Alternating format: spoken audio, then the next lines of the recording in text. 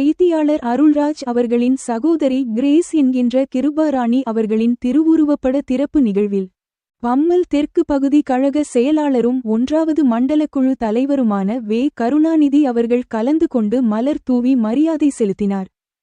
சென்னை பல்லாவரம் அடுத்த அனகாபுத்தூர் அண்ணா நகரில் உள்ள அவரது இல்லத்தில் நடைபெற்ற ஆறுதல் ஸ்தோத்திர ஜெபக்கூட்டத்தில் ஏராளமானோர் கலந்து கொண்டு படத்திற்கு மலர் தூவி மரியாதை செலுத்தினர்.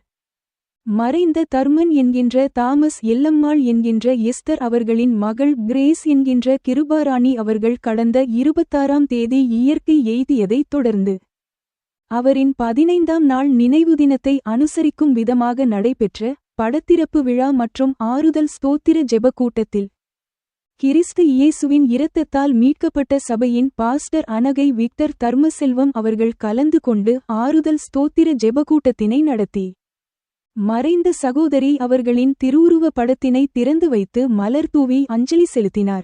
மேலும் இந்த படத்திறப்பு விழா மற்றும் ஆறுதல் ஜெப கூட்டத்தில் அருள்ராஜ், வித்யா குடும்பத்தார், அப்பகுதியில் வசிக்கும் பொதுமக்கள், நண்பர்கள், சபை விசுவாசிகள் என ஏராளமானோர் கலந்து கொண்டனர்.